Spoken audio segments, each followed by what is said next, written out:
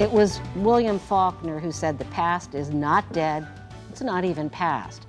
That was long before the term historical trauma was coined, a concept Alaska Natives like John and Teresa Pingayak say explains a lot.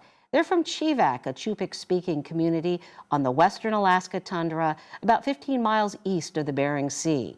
Almost every year, they travel to the Rural Providers Conference to share their story.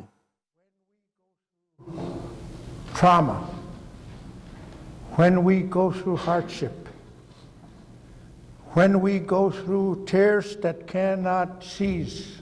John Pingayak and his wife Teresa are leaders in a grassroots sobriety movement, now more than 3 decades old. We went through hardship.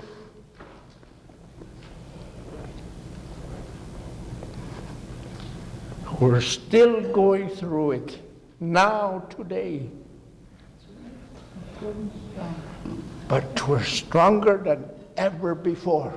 We're still growing together. It doesn't stop.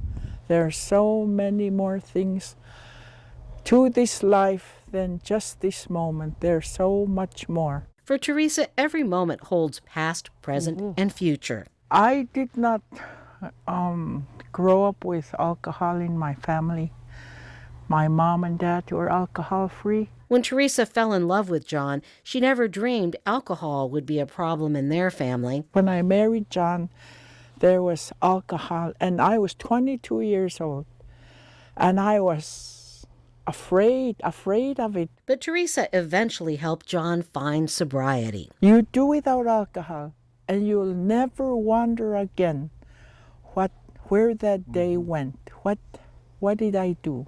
You'll never have to go through that again. It wasn't until they had children that John finally changed. When he first took our first child into his arms, he said, he made a vow. He said that this child, our children will never go through what he went through, and they're going to live in an alcohol-free home.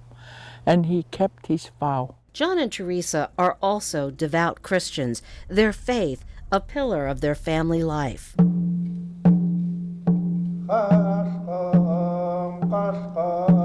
But John still struggles to reconcile his native spirituality with Christianity. We were not allowed to speak our language. Part of us in our body was taken away. That's our soul. And those people that first came, the missionaries, that's what they did. They took it away. John believes this conflict was at the root of his addiction. Native spirituality is within me, and how I relate to my Creator.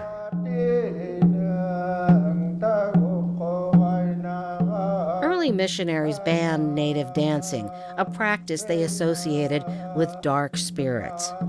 But John's grandfather, the late Joe Friday, told him the songs were a gift from the Creator. He said, the wind comes to you. When the wind blows against the trees, he'll bring you a song. It's not your creation. You did not compose it. It was given to you.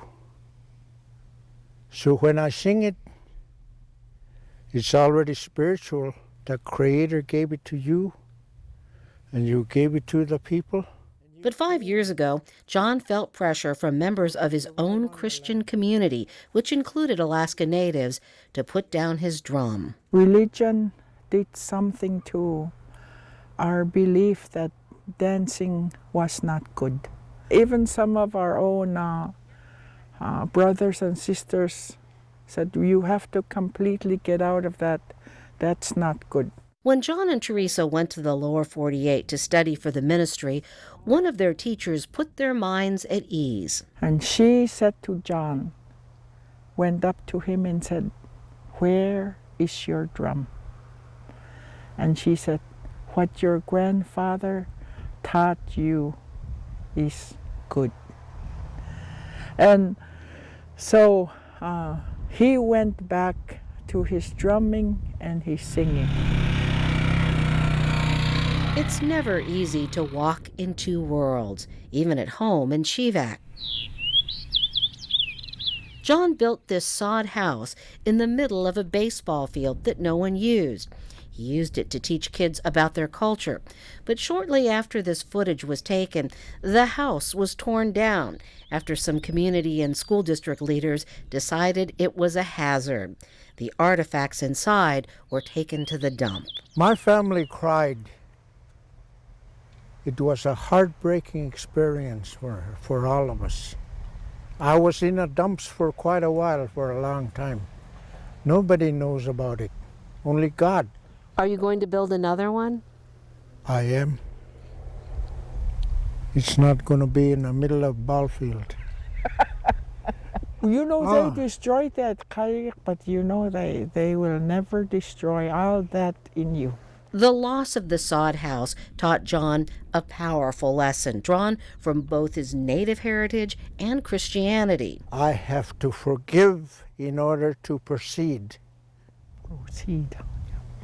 Forgive them. I forgive those men that destroyed my kayak. Let's all stand up and pursue. John's message, sobriety is always a work in progress. You know who it relies on. It relies on you.